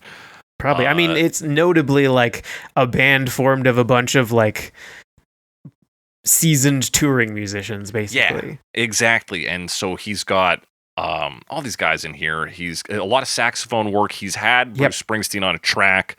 And yeah, like I said, I like some of his stuff. Some of his stuff I don't like. Like most of his stuff I don't like, but there's a few things that crack through for me. One last note. There's a guy in the band called Michael Riddleberger. Yeah, we got a burger in this band. Another burger in this band. You love to see it, man. You love to see it. So, Alex, the question is Marry, Fuck, Kill, Riddleberger, Mildenberger, Gothenburger. Gothenburger. I mean, it would be weird to marry a Mildenberger. Probably going to avoid that. I guess you would have to kill a Mildenberger. Yeah, I would have to kill them. But yeah, I don't know. Gothenburger's good. I don't know, man. I have to make a decision on air. You got to make a decision on air that has no consequences on anything. No consequences on anything. Good point. Yeah, I'll have to marry a Gothenburger. Yeah, marry Gothenburger, fuck Riddleberger. That sounds good. Yeah, because you want to stick with Riddleberger because it's all riddles, you know. Yeah, you just want them. You just want someone who tells it to you straight. Yeah, sometimes you want somebody who tells it to you straight. Would it have been easier if I had used just the cities themselves instead of people? Yes. If it was Riddleberger. Okay. So does the lineup change then for Mildenberg, Riddleberg, and Gothenburg? Okay. Does not change. But I would have answered 3 seconds quicker. Incredible. It's incredible that you know exactly how much quicker. Exactly 3 seconds. So we've got a very gentle version here. We got strings and some guitar coming right in. Yeah, this one's definitely like less electronic than the other ones. Yeah. Just because most of them have quite a bit of synth work, and this one is like, we're strumming the electric guitar. What it seems to be happening to me in this one is there's a direction to basically play your instrument as softly as possible while it still can actually make a sound. 100%. This is the softest saxophone I have heard in my life. You barely even notice the saxophone. It's like... Yeah, it's tuning out the bass pattern. Is there a saxophone there? It's like... Yeah, and then like even the guitar strumming is soft, and like there's melodica, I think, but like barely. So I really think that was like the idea, was they were just gonna go as soft as possible, but actually make their instruments sound, make a sound. But yeah, and it does get louder as it progresses, but like that's the start. Yeah, it does get louder, and we layer things in. A lot of like 38 seconds, I think that's a synth or some kind of string loop that comes in. Let me find it. I think there's... I think that might be an accordion. Yeah, an accordion doing that. Doing like a run? It's like a... Yeah. That's an accordion? Maybe. Kind of sounds like an accordion to me. That. Could be strings, though. I don't know, man. It could be synth. Could be synth. Yeah, that's true. Yeah, string, synth. Yeah. And so, but regardless, this is... Yeah, we're building what is probably the softest soundscape so far. I think we do a really good job of enriching everything here. Like things do build, like he said. Yeah. He's really quiet, even in vocal delivery on the first verse and chorus, right until verse 2. Yeah, and then it gets into like a stronger vocal, more direct, and like mashes the lines together too. So like he'll, instead of doing the pause between the lines, he'll. Oh yeah, we change up the like the part. Who's gonna pick you up when you fall? Yeah. Without, like who's gonna pay attention when you, without pausing in between. Yeah. So switches up a bit. That's cool. The song itself really like builds with everything, and by the end, it's very like cacophonous. There's various instruments. They're all like playing faster and faster, not really together, like not in unison. Right. It's just cacophony, and then everything kind of like just suddenly dies right at the end. Yeah. So again, it's a cool sound. To especially like at the start of like just be like as soft as possible. It kind of creates unusual sounds. It's fairly noisy also as things join in and blend together and start to like not really cooperate. Which is interesting. So yeah, it's a cool sound. It's like impractical. Yeah. But it's cool. It's a really cool just like bass concept. Like that, just because when I like Bleachers is when the sax is blaring. Right. And the sax is doing such a fucking minimalist support here, and it still comes off pretty good to me. Yeah. And yeah, like you said, that sort of gentle cacophony, if you listen right to the end of it, you can hear it, all of these sort of different string patterns we've heard coming together. And then, like the sax filling out the space and things just moving. It's got a great feel to it, I think. Bringing some of that sort of synthetic magic with like organic instruments. Yeah. So, I mean, producer of the year, right? Producer of the year, yeah, well produced. And like a lot of this song is a production song. So it's not surprising me that this version does hit. But the question is, Alex, what's the worst version, the best version, and the version you're most likely to play while driving someone home? This is what we call our final verdicts. Usually I say it's time for our final verdicts. It is time for our final verdicts, isn't it? Yes. What's the worst version, Alex? What's the worst version? This was a week that I didn't really dislike any of them. I think it's a pretty good spread. There was a lot to choose from for me this week, and I had to cut this playlist back quite a bit because there were still good ones that we didn't talk about. I mean, there's a Nikki Sixx version. There's a Nikki Sixx version. But my worst version, I will probably throw it to Roger Chapman. I'd say that's fair. I again didn't dislike it, but compared to the other ones, it feels less inspired. You know, like he's just doing kind of the adult contemporary thing. He's having a good time, but compared to the others, it doesn't seem to be as much of like an idea behind it. Yeah, it felt the loosest in terms of, like you said, like an angle or an idea. Yeah. And especially because there was a hook in there with that slide guitar. Yeah. And who loves cars more than country people? Almost no one. Like, why are we not just, and I guess because he's a British guy who does prog rock, but then why is he even dipping his toe in the in the country pool here? Yeah. It's odd. It's odd. It's not even that bad of a version, but No. I do think it is the worst this week. But let's flip it. What is the best version, Alex? It's the best version. There's some good versions this week too. Solid stuff. They don't make it easy. My favorite of them, I'm gonna throw it to Morgana King. I liked the light, fluffy version. I thought that, they did some really. It had some cool sounds and an approach we don't get from the other ones. Maybe just because it's like jazz versus the other ones being like rock or pop. Right. But it's I guess I was gonna say or indie, but that's just like indie rock, which is I'm not gonna get into that discussion. But yeah, it was a interesting sound, like all of them had, but this is the one I picked. Yeah, and it does have some benefit being the first one on the playlist, I think. True. It's a really solid version. I liked a lot about that. I did find myself really enjoying the Bleachers version. Yeah. And I thought a lot of the production of that was great. I liked the sort of gentle cacophony and pretty solid pop to rock vocal delivery. I'm going to give best to that one, Alex, but which one are you playing while driving somebody home? It's late at night. All right, which one is arguably. Playing? Late at night, it's too late, we're driving home. Which one's playing? I feel like the one that would fit that vibe. Which one would fit that vibe the best? I'm just going to do a quick little listen. The best.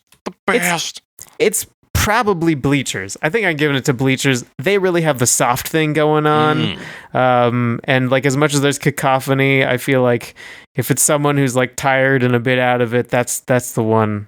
That's the one to do. Yeah, it'll kind of just like overwhelm their senses in a way that they're like, oh yeah, I'll just keep sleeping. Yeah. It's just noises. I have a runner-up too, but I'm going to see what you pick. You have a runner-up. My runner-up, because you know what? When I'm driving, it's late at night. I'm fucking sneaking, dude. Oh, you're sneaking? I'm blending in with the shadows. I'm moving. I'm going from shadow to shadow, streetlight to streetlight. It's Ryan, Montana, baby. Oh, yeah. We're going smooth all the way home. Smooth all the way home. I like it. It's sneaky. It's good stuff. Yeah, I realize all the things I said about Bleachers probably also apply to Paradise Motel in terms of what I said, but I'm going to stick with Bleachers. Paradise Motel would also put me to sleep, so that's exactly. There. You want to be able to drive. Yeah, and I would be drunk if I was listening to Paradise Motel because I would be being filmed for their anti-drunk driving campaign video. Right, exactly. Step out of the car and just fucking fall over too. But that's our final verdicts. If you got a similar opinion, different opinion, want to talk to us about a version we didn't talk about, hit us up on the app known as Blue Sky. At Snakey Me, at some Alex Wise Guy. Send us your comments, questions, concerns, suggestions for future episodes. You can also email those to us at covermepod@gmail.com. Talk to us there. Be sure to rate and review us. We're on all the freaking apps, dude. We're on Spotify. We're on Apple Podcasts. We're on Amazon friggin' Podcasts. We're on Pocket Cast, Podurama, Podbean, everywhere. Tell your friends, family, neighbors, and the loved ones about us. What you can really do this week to get the word out there is a custom license plate. I was going to say like paint a van. I think I've already done paint a van. That sounds familiar. I feel like you're right. It feels like trod on territory. I feel like custom license plate. You can't get them to do a QR code. I know it's tough. You could put a sticker on your car. Maybe that's a QR code. Yeah. Put a sticker on your car. A decal. Get a decal, an okasek or an okasek. Put a sticker beside your custom license plate. Get the word out about Cover Me. That does it for today's episode of Cover Me. And as we always say on Cover Me, you can't go on thinking Cover Me's wrong.